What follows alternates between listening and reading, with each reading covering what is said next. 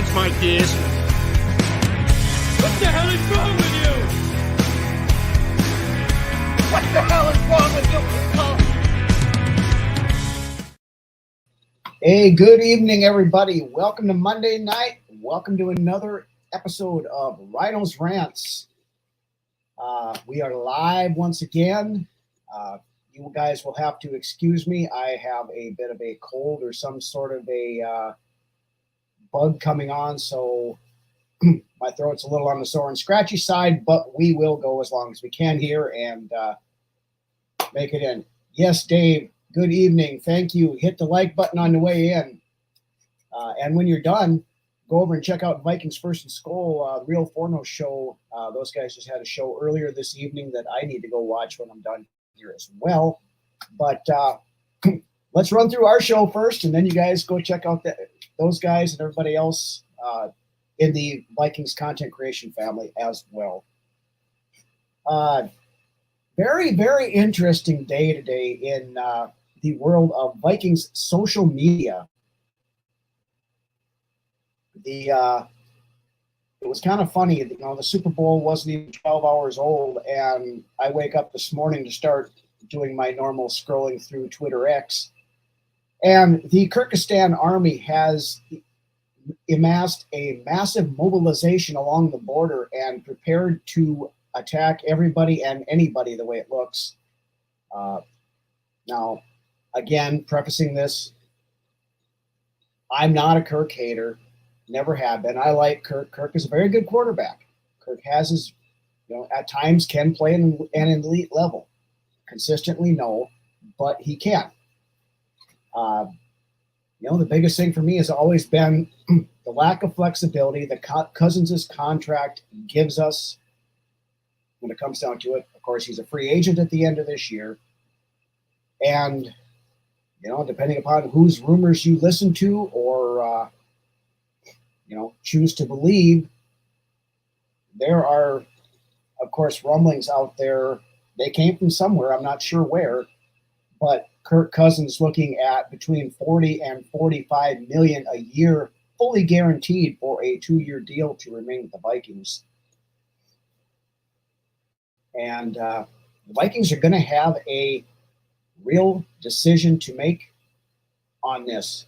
Do you run it back with Kirk Cousins one more time and piecemeal the rest of the roster together? Maybe pick a mid-level free agent up as you come along to help fix the defense. If Kirk comes back, my guess is Danielle Hunter does not, because you also have to remember Justin Jefferson needs a contract extension coming up this year. They're going to want to have him extended before the season starts when he goes into that 5th-year option. And getting him signed up to a deal, working out the cap, actually would help the Vikings cap situation a little bit. But Anthony wants Hunter over Kirk. Can't argue with that point. I truly believe that Kwesi and has a price point for both Kirk Cousins and Danielle Hunter, and he will not go above that. What those numbers are, I do not know, of course. None of us know. But, if you kind of look at some of the stuff in the past, I have a real hard time seeing him paying $40 million plus for Cousins. It just, I had this argument with somebody earlier today, or just heated discussion, we'll call it, not an argument. Kwesi has done a very good job, for the most part, of getting the Vikings out from underneath the god-awful contract salary cap hell that Rick Spielman and company put us in the last 3 to 4 years of that regime. After doing all that, does it make sense? And does it sound like something that Kwesi, who is a numbers guy, does it make sense that he would turn right around and throw us right back into that same cap hell again that he just worked so hard to get us out of? 2024 is pretty much, as it sits right now anyway, is pretty much the the last year where the cap is a little on the tight side, we'd still have between 25 and 30 million in cap space right now, which gives us some draft or some capital to go sign some necessary players, a Christian Wilkins, a Jarius Sneed, somebody like this that can make an impact on the defense, because that was one thing I heard today over and over and over again. The same old tired, lazy excuses for Kirk Cousins and the lack of playoff success.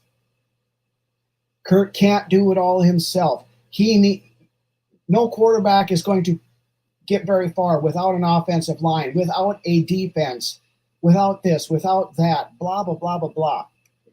Yes, Dave, absolutely. Amen, brother. Preach it, say it, repeat it, speak it into existence. The definition of insanity is repeating the same thing over and over again and expecting different results.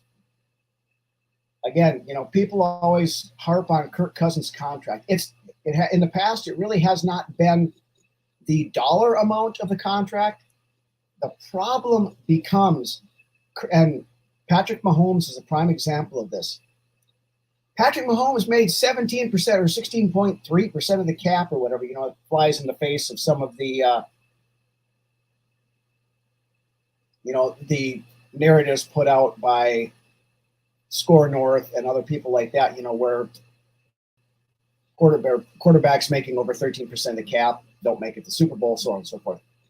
But the one thing with Patrick Mahomes, who is the highest paid player in the NFL right now, he does not have all of his contract fully guaranteed, which is what Cousins has always demanded and has always gotten. When that contract is not fully guaranteed, you can move money around from year to year and help build players, bring in players, fill holes, all that kind of stuff. When you are dealing with a contract that is $40 million guaranteed for 2 years, you are going to be paying Kirk Cousins $40 million each year unless you stretch it out, kick the can down the road with void years and all that garbage, again, which means we would be paying Kirk Cousins when he's 38, 39, 40 years old because we had to pay him a guaranteed contract.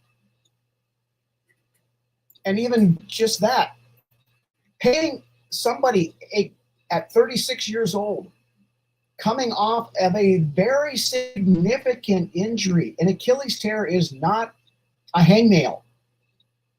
Tearing your Achilles is significant. At 36 years old, Kirk was never the most mobile guy in the world to begin with. We don't know if Cousins is going to be able to come back and play at the same level he was playing at before. Chances are he can,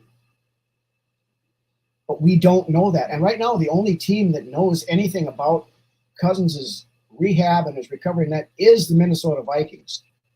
He's still under contract. The other teams don't have access to his medicals and all that other good stuff. The only thing they can see are the, YouTube or TikToks or whatever all else that show Instagrams. Pick your social media thing. Good evening, Doc. What his camp is putting out. I know Kirk made a comment the other day at Radio Row at the Super Bowl. Someone asked him about this. He's like, I did my part. My job is to be the quarterback of this team from August until January. Apparently he forgot the Super Bowl is in February, or he never plans on getting there because he didn't say February, but that's neither here nor there. But it's just, and it's not a knock on Kirk. Kirk's been a good quarterback. He puts up big numbers, big stats, and if you're a fantasy football guy who's into nothing but statisticals and that kind of stuff, Kirk is one of the better quarterbacks you can find because he always puts up big numbers. But real football is more than just numbers. As we've seen time and time and time again, you got to have that it factor. You got to have that clock in your head, that spidey sense, so if you want to call it that, that can feel the pressure and evade and move and do some of the stuff that Kirk struggles with. There's a lot of times when Kirk is taking all these hits and all these sacks, the reason why he's doing it is because he's holding the ball too long. He's trying to hold the ball for 5, 6, 7 seconds, or 5 or 6 seconds, something like that. And I'm sorry, even the best offensive lines in the NFL are not built to hold blocks 6 or 7 seconds. They're not. You get a 5-step drop, hit your reads, throw the ball. 3-step drop, hit your reads, throw the ball. Not sit back there and, oh, he might come open, but if I throw this, I might throw an interception. And Kirk's worst enemy is Kirk sometimes. But the Vikings have a unique opportunity here that they don't typically have. And with Kirk, if Kirk Cousins is back at quarterback, we probably will not have for another couple of years at least. That is, we are close enough to the top of the draft to make a move up to get that quarterback of the future, to let Kwesi and KOC put their stamp on this team, not just running it back with the same players over and over. And it's not just Kirk. I love Harrison Smith. Harrison Smith has been probably my favorite player on the Vikings ever since he came onto this team in 2012 or 2011, whatever it was. But Harrison Smith, again, $19 million to the cap. If he plays under the current contract this year, he's not going to do that. The Vikings will either cut him loose, he will retire, or they will come up with some sort of a workaround, restructured deal if he wants to play another year. Good evening, Rap. So, it's not just him. Harrison Smith is going to have to do something. I think he's probably going to hang it up. Would not surprise me one bit to see him hang it up. All I know is he's not playing for the Vikings at $19 million next year. But we start looking, again, the Kyrgyzstan army sitting there. Kirk needs a defense. Great. We know we need defensive help. We need guys up front. We need extra pass rushers. Right now, the only 2 pass rushers we have under contract are Pat Jones and Andre Carter. Daniil Hunter, potential free agent. DJ Wanham, potential free agent. Marcus Davenport. Doesn't matter. We don't have a lot of depth there. You got to bring in, and that's the thing. When you start getting all these big contracts, okay, we're looking, Hawkinson is making a lot of money. We're going to re-sign Justin Jefferson. He's going to want a lot of money. That's where the price point comes in with what you can afford to pay Kirk Cousins. If Kirk comes in and says, you know what, guys, I want to be here. I'm going to retire in a couple of years. I want to finish my career as a Minnesota Viking, and I'm going to cut you a deal. I'll play for $35 million a year. I think Kwesi would sign up for that. I think they still probably would go after and draft a quarterback that can sit behind Kirk for a couple of years. And I don't know that it would have to be a fully guaranteed or be able to be a fully guaranteed deal. But I think that would be something that could be done. Daniil Hunter, if he comes in and says, you know what, I'll play for $20 million next year. I want to be here. I want to be a Viking. I think Daniil Hunter is back. Daniil Hunter made a comment at the Pro Bowl that he's going to go where the best deal is.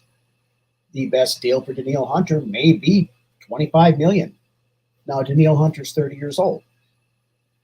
Is somebody going to pay him $30 million a year or $25 million a year for the next 5 years? Probably not. I think Daniil Hunter would be looking at a 3-year deal. And if you could get Daniil Hunter at a 3-year, $60 million, $65 million with X amount guaranteed, I think Kwesi would make that contract signing. I really do. Harrison Smith comes back and says, you know what, guys? I want to play one more year. I want to be a Viking. I don't want to go anywhere else, which is what he said that last year. He took less money to come back last year. He says, let's cut my contract down just so I can finish out. I got one good year left in me, and then I'm done. I think they would bring him back. Personally, I think we have seen the best of Harrison Smith, and I think he is on the decline. We got offensive line that we need help on. Is Dalton Reisner coming back? We don't know. If Reisner does not come back, we have to find somebody else, somebody as good to fill that hole, whether it is a free agent signing, whether it's a draft pick. Garrett Bradbury. Bradbury's contract can be gotten out from underneath fairly easily this year with limited dead cap money. We could use a definite upgrade at center because Garrett Bradbury still struggles against those big physical interior defensive linemen, your Dexter Lawrences, your Kenny Clarks, your Chris Joneses, that kind of stuff.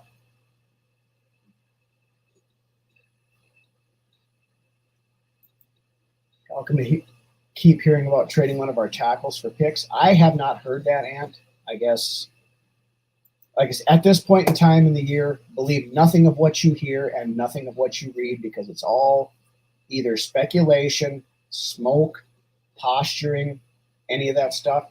Until something actually happens at this point in time in the year, especially these next 3 weeks or whatever it is, 4 weeks up until the league year starts, which would be the 13th. Legal tampering starts on the 11th, so I don't believe anything that I see, even if it's coming from a Ian Rappaport, a Ben Gessling, a Adam Schefter, somebody like that. You got to still take everything with a grain of salt. Give me 1 second.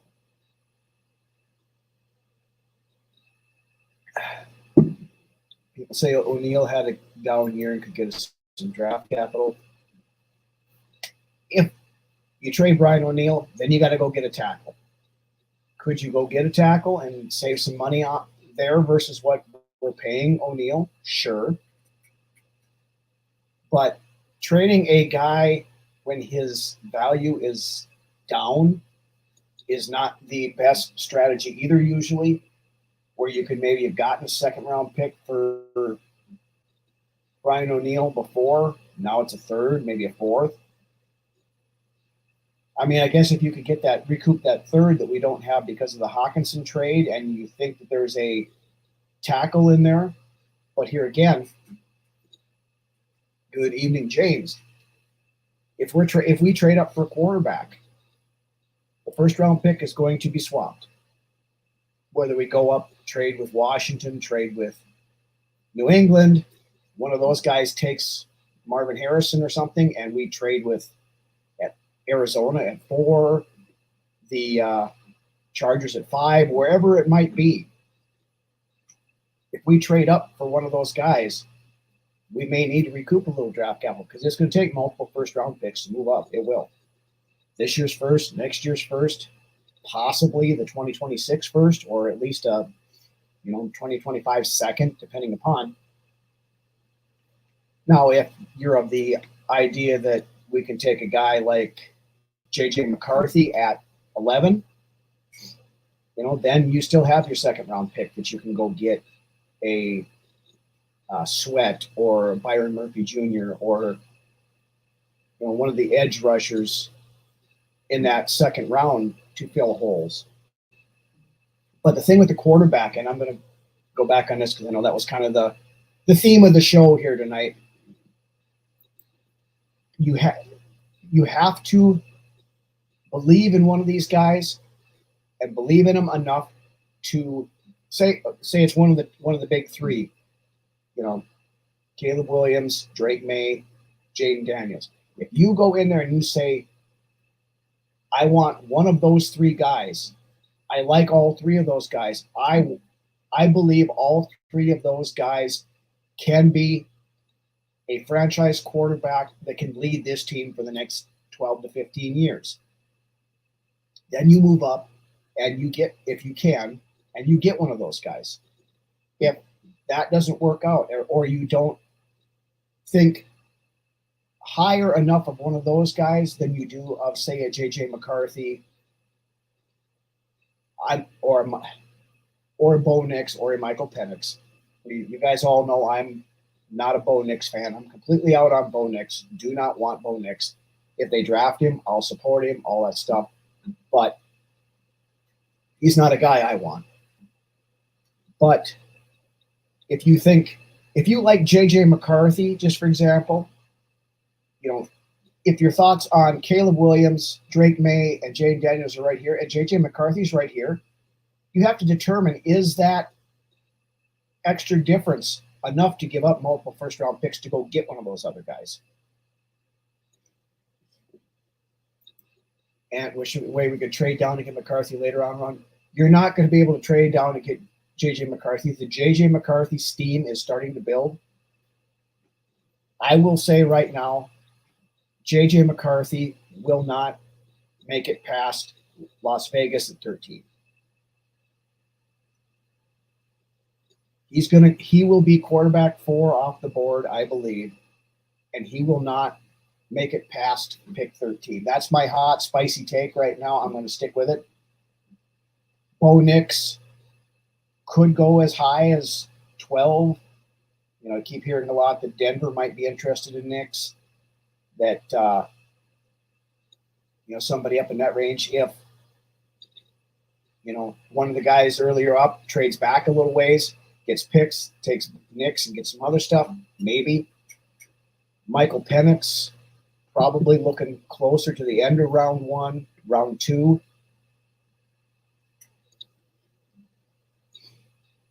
Could we trade down to 13, get an extra pick or 2, and get McCarthy? No, I don't think so. I don't think so, Ant, because if you're trading with Vegas, Vegas is going to move up to get a quarterback. And you don't trade back with a team that's going to come and snipe the guy in front of you unless you're confident that they're in love with Bo Nix and they're going to take Nix and you can still get McCarthy.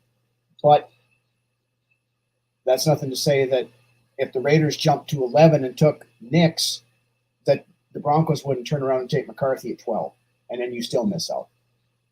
That's the thing. I know that getting extra picks and stuff is a good thing, but here's the thing. If you believe enough in a J.J. McCarthy or whoever it is that says, I believe this guy can be our franchise quarterback for the next 12 to 15 years, don't get cute. Don't try to move back and get picks, because then somebody is going to jump you and you're not going to get the guy you want. If you think J.J. McCarthy is your quarterback, if you believe in him, you take him at 11. That's all there is to it. You take him at 11. I know some people are going to say that's a reach. The way the steam is building, I don't think it's going to be. But don't get cute with it. If you are adamant that you want Jaden Daniels, Drake May, I don't think you're going to get up to get Caleb Williams. I believe Washington will trade with Chicago. Washington will jump up to the first overall pick, and they're going to take Caleb Williams. I believe that's what's going to happen. I think Chicago, when they fall back, they might take a quarterback. They might take on. If it was me, I would take Marvin Harrison at 2.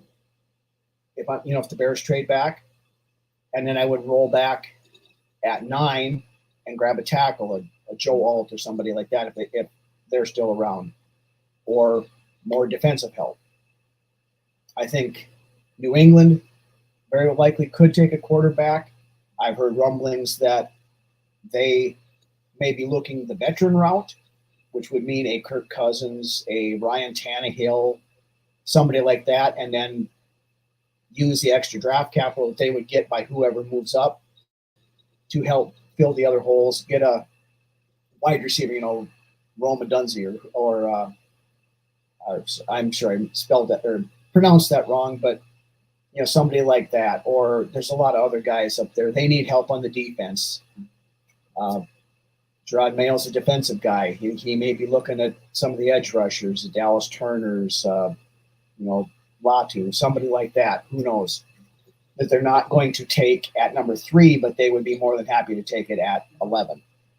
So, there's a lot of moving parts here. The scouting combine is coming up here at the end of the month.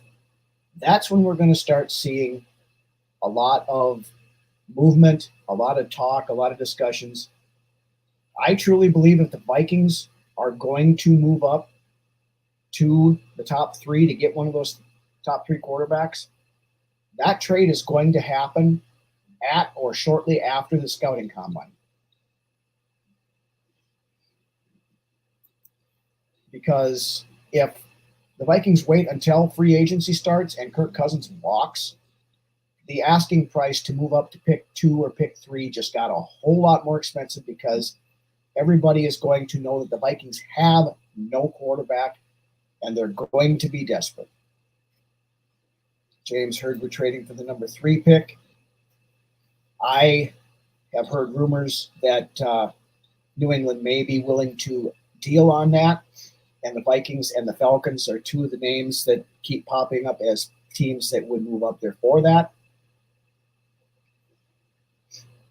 2 guys are May and McCarthy. I like both. May, I was pretty cool on McCarthy to begin with. Now, the more I start digging into this kid, seeing this, hearing Harbaugh talk about this kid, how he gushes about this kid, the kid's leadership, all this other stuff. I'm warming up to McCarthy quite a bit. I think McCarthy's my QB4 right now. In fact, I know he's my QB4 right now. Up at the top, you got. I'm not as sold on Caleb Williams as a lot of people are. I think Caleb Williams is my 3rd quarterback of the top 3. I really like Drake May. I think Drake May would be an excellent fit in Kevin O'Connell's offense. But looking at Jaden Daniels, I think that kid has got the potential to be special. If you watched our buddies Drew and Ted on the Vikings Report last weekend, Drew did his big board breakdown of the quarterbacks. And he said this guy is a better runner than both Michael Vick and Lamar Jackson. And on top of it, the kid can throw the ball. He threw for 4,000 yards, or 3,800 yards, 4,000 yards, and 40 touchdowns last year at LSU. It's he's got the chance. I think he has the chance to be the next Patrick Mahomes. You can write that down, call me out on it 5 years from now when he's out of the league and say I was a freaking idiot. Fine, but that's my thought. Is that Jaden Daniels is going to be the next elite quarterback in this league. I think J.J. McCarthy stands a good chance of being good. I don't know that he'd be good right away. You're not going to be able to ask him to do too much, I don't think.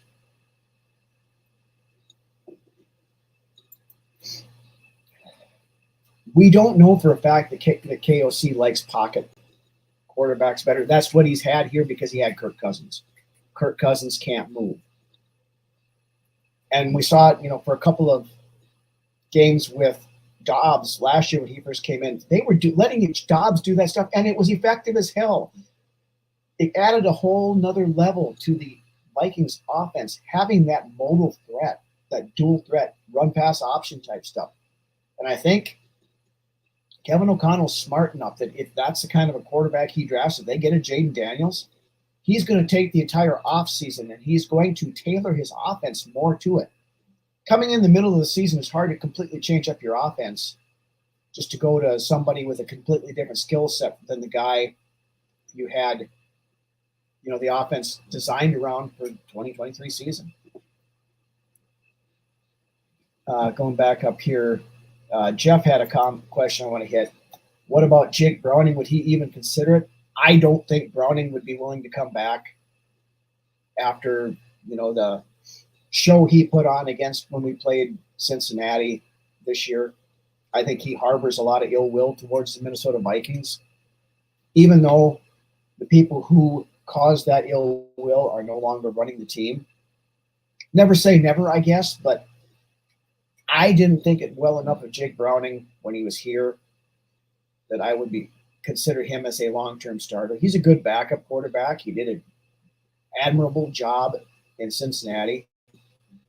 But you look at most of the times he was doing that, he was throwing those really short dump-offs and the quick screens and the short wheel routes and that kind of stuff. He wasn't putting the ball down the field. Now, against us, the fourth quarter, they realized if you could throw it down the field, that their tall wide receivers could out-jump our shorter cornerbacks. So he can do it, but it's not his game. Jaden Daniels has a small frame. He's 6'1", 210, 215, something like that. He can stand to put on a little bit of muscle, and bulk up a little bit, but it's not the end of the world to have him at that. He's got to be able to take a hit.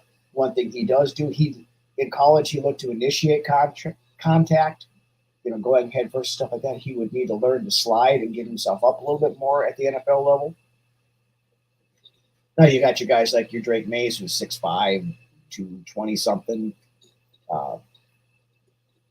McCarthy, I think, is 6'3", 6'4", something like that. Safer with May has that, but okay, this is a kind of an interesting comment here, Ant, and I'm going to hit this a couple different ways. Okay, May won't take a sack. Drake May is better at evading pressure than Jaden Daniels is at this point in time. Daniels, if you get to him, you're probably going to sack him.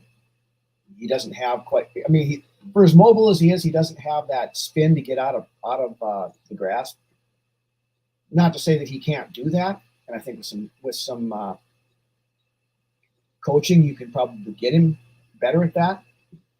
But feeling safer with Drake May, that is, again, the mindset that Vikings fans have got to get out of. We got to play it safe. We can't shoot for the moon. We can't go up there, pull the Babe Ruth, point to the outfield bleachers when we're walking in and say, I'm going to hit this son of a bitch right out of the park and you try to stop me. That's been the problem with the Vikings as an organization, and the fan base has gotten numb to this and gotten used to this. Oh, we can't take that risk to try to be great, because what happens if we're not? What happens if we're not is if we're the same thing we have been for the last 62 years, a team without a Super Bowl trophy in its case. We go out, we shoot for the moon. You may fail, but you may also find a Patrick Mahomes, a Joe Montana, somebody like that who comes in and is the last remaining piece that gets this team to a point where it is an elite contender every year for the next 5-6 years. You can play that with a rookie on that rookie contract. And if this kid works out, you can fill holes on the defense. You can sign your Christian Wilkins. You can sign your L'Jarius Sneeds. You can sign Justin Jefferson to a contract extension. You can sign Christian Darrisaw to an extension. You can fill the depth through the draft because you filled holes in free agency, because you have that guy who is going to be cheap for the next 5 years. And you can make a run. Good evening, Dan. As far as choosing between May and Daniels, I know what you were talking about, Ant, but I'm just saying, playing it safe doesn't get you anywhere. If you are too scared to fail, you will never reach the ultimate pinnacle. Cannot keep mortgaging our future with free agent quarterbacks. Josh, good evening, by the way. I agree with that 100%. The Vikings have done that for decades. Minnesota Vikings have been a franchise since 1961. In those 63 years, we have drafted 4 quarterbacks in the first round, none in the top 10. The highest quarterback this team has ever drafted is Dante Culpepper at pick 11, which interestingly is where we are this year. Beyond that, Christian Ponder was picked 12. Tommy Kramer was picked 29, and Teddy Bridgewater was picked 32. Beyond that, we have always gone second round, third round, fifth round, seventh round, ninth round. Hello, Brad Johnson. So we mortgage the future to move up instead. If we're going to mortgage the damn future, yes, Jer. If you do this right, even if the quarterback you pick doesn't pan out, in those couple of years that you got him in there, you can bring in more talent and build up the rest of the team around him. Because, look at San Francisco, for instance. San Francisco gave up 3 number 1 picks to go get Trey Lance 3 years ago. Trey Lance is no longer on the San Francisco 49ers. And the San Francisco 49ers have been to the NFC Championship game 2 of those 3 years and went to the Super Bowl this year. It's not the death blow if you miss on that draft pick. If you miss on him and you find out after 3 years, hey, this guy isn't the one, you try again, because you might be picking down there where you don't have to mortgage the future to go up and get him. But if you hit on that guy, if you get that quarterback that can be your guy for 12 to 15 years, you can make that run. You can do what the Kansas City Chiefs did. You can do Patrick Mahomes has been in the league 6 years. He's been to the Super Bowl 4 times, won 3 of them. Granted, a lot of that has to do with Andy Reid as well, because Andy Reid is one of the best coaches in NFL history. But Andy Reid was not scared to take a jump. They were a 12-4 team with Alex Smith. And that wasn't good enough for them, because Andy Reid realized, much like the Vikings right now, that the ceiling with Alex Smith was probably the division round or the wild card round of the playoffs. The Minnesota Vikings with Kirk Cousins, ceiling is wild card round or division round. Good evening, Disgusting Act. Okay, Jeff, if they do get Kirk to sign, do you go all in and mortgage the future with our available cap space, 25 to 27? Reading cap space is 150 in 2025, 210 in 26, 250 in 27. You could go sign any free agent, push some money in this year's. No, I don't. We talked about this earlier in the beginning of the show. Kwesi has worked his ass off to get us out from underneath all those kick the can down the road contracts that Rick Spielman saddled this team with.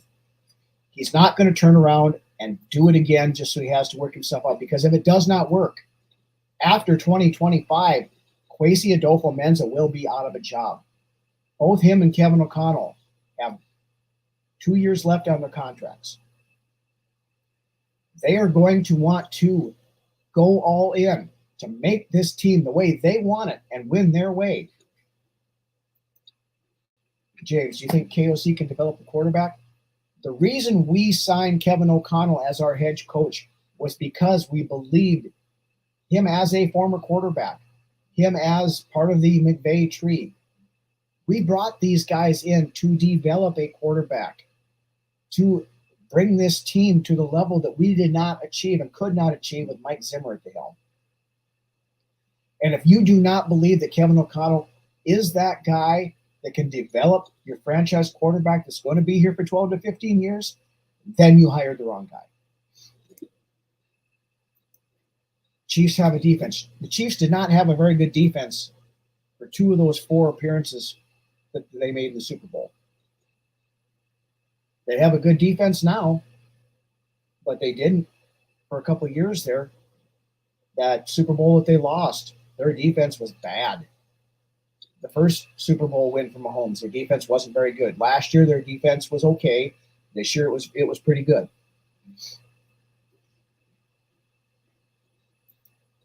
San Francisco had a stacked defense, though we could miss out on a lot of hole pluggers. But here again, if you draft a rookie quarterback, he's going to be making $10, $12 million, $9 million, something. I forget what, depending on where he slots in. That, on top of that, is another $30 million that you're not paying Kirk Cousins, that you can go out, you can sign a Christian Wilkins, you can sign a L'Jarius Sneed, you can sign an Antoine Winfield Jr. to replace Harrison Smith. You can sign a lot of those guys, and then you take some of that mid-round draft picks that you still have, and you start building depth. You find guys in there, mid-rounds that can develop into something. That's the problem. When you go with all these top-heavy contracts, it kind of killed San Francisco last night. They don't have a ton of depth on their defense. Their defense is top-heavy, and it's very good at the starter position. But they started getting gas at the end of the game, and it showed. And, of course, it didn't help when you have guys like Drake Greenlaw, who somehow or another tore his Achilles running onto the field at the change of possession. I felt just terrible for the guy that happened, but disgusting act. If we trade for Daniels, our window reopens. Any of those quarterbacks we trade for, Jayden Daniels is probably my favorite. But yes, that rookie quarterback, the window reopens. And one thing we have to remember, that Chris Jones is going to resign. He's going to be 30 years old, spendy, yep. One thing we have to remember is when this stuff goes around, these guys are working on that 5-year team control thing is big. It's very big. And you can build around these guys. The stuff that everybody complains that Kirk Cousins, the reason why he doesn't succeed is because he doesn't have that. Mahomes didn't do much at Texas Tech. No, he did not. When he came out, I'm like, why are they trading up for him? I didn't expect anything of him. He turns into probably, by the time his career is over and done with, he is going to be in the same breath as Tom Brady as the two greatest quarterbacks ever. But the biggest thing you have to remember also with these young quarterbacks, everybody talks about, all these guys that get drafted early, they fail. Drew mentioned this the other day on their show on Saturday, that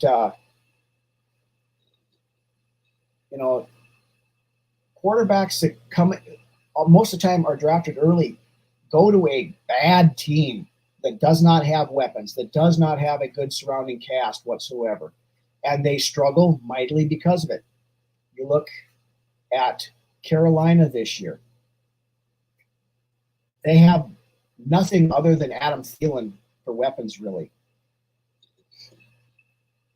You look at a lot of these teams, but then you turn around and you look at a team that was willing to take a chance. The Houston Texans, who have been bad for 4, 5, 6 years, whatever it's been, went full Sonny Weaver on the draft, got C.J. Stroud at number 2, traded back up, got Will Anderson. They drafted the offensive rookie of the year and the defensive rookie of the year back to back, 2nd and 3rd overall. They swung for the fences, and it paid off big time for them. So I'm not scared to fail. If the Vikings fail trying, I can respect that a hell of a lot more than just middling around at 10-6, 11 or 10-7, 11-6, 9-8, that thing, because we played it safe, because we were scared that we might be bad for a season or two. Exactly the point I was trying to make, Sarah. And that's just it. The Vikings are not that bad situation that so many of these rookie quarterbacks who fail walk into. You have a rookie that's going to walk in here, and on one side is going to have Justin Jefferson to throw to. On the other side, he's going to have Jordan Addison to throw to.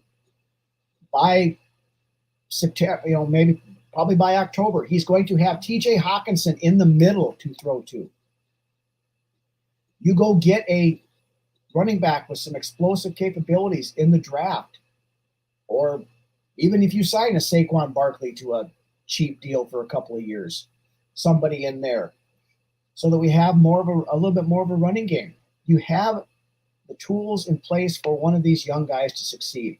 You get either Dalton Reisner back, or you find a left guard that can fill that and play it as well as he did.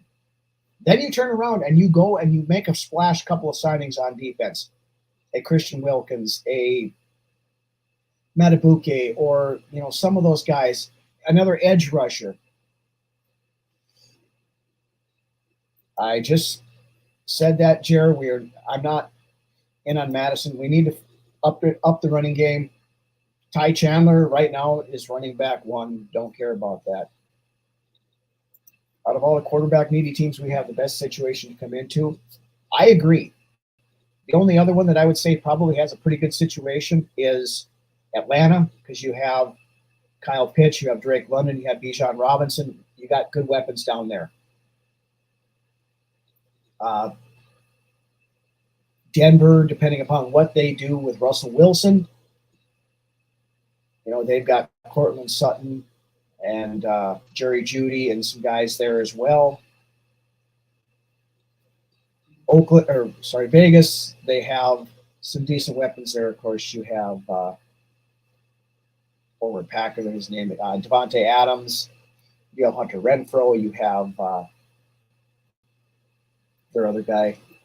Can't remember his name right now, but give us a running game, and it's not even close, though. Absolutely. Get this. Lance and I talked about this the other night on what the Vikings need to do to take that next step. Better offensive balance and a viable running game was right there, and one of the things we need to do. But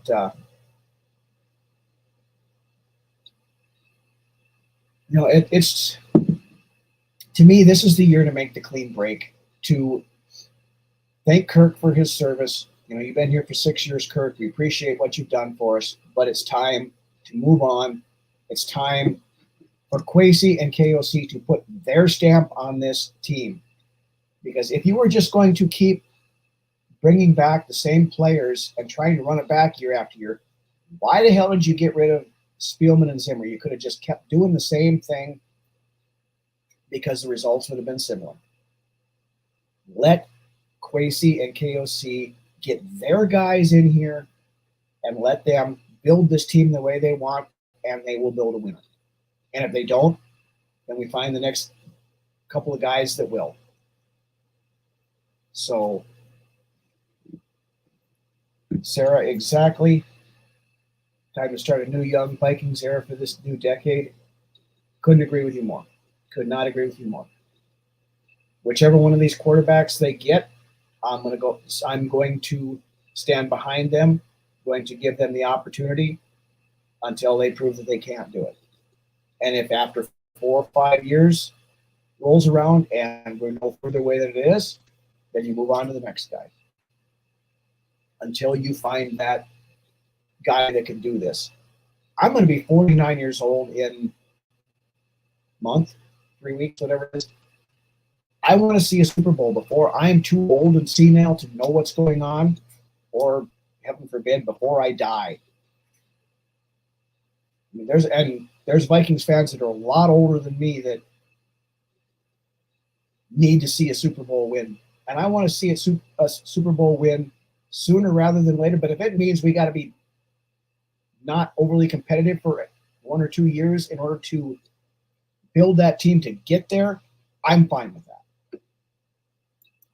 Because in the end, if you don't win a Super Bowl, then what's the point?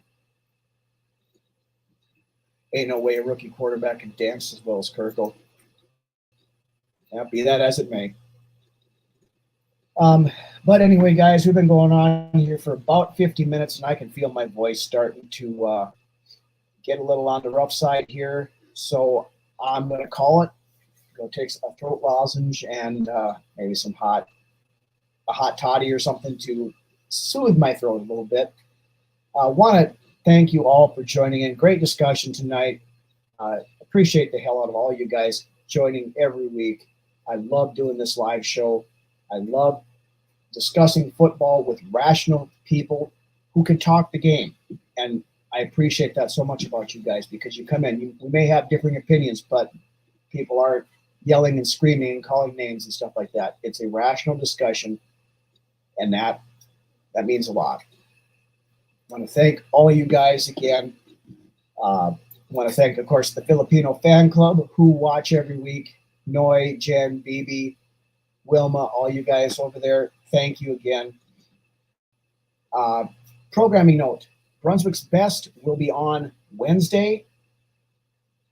And studio show again Friday night, as long as my internet doesn't screw up again.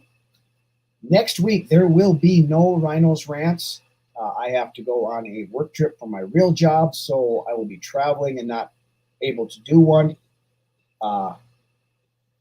Plan is to have a studio show either next Friday or next Saturday, though, so we will have shows next week at some point. So stay tuned for all of that. But beyond that, you guys have a great rest of your Monday. It's that time of year, ladies and gentlemen. It is subterfuge. It is smoke screens. It is rumors. It is speculation, and it's a lot of fun. I'm here for it. I know you guys are all here for it too. So let's sit down. Let's see what these guys do. Let's watch the scouting combine. Let's hear the stuff that goes. Let's see these kids at their pro days. Let's find that quarterback of the future that's going to lead this team to the promised land, finally. And with that, you guys have a great night. We'll catch you on Wednesday for Brunswick's Best, the studio show Friday night. Skol Vikes.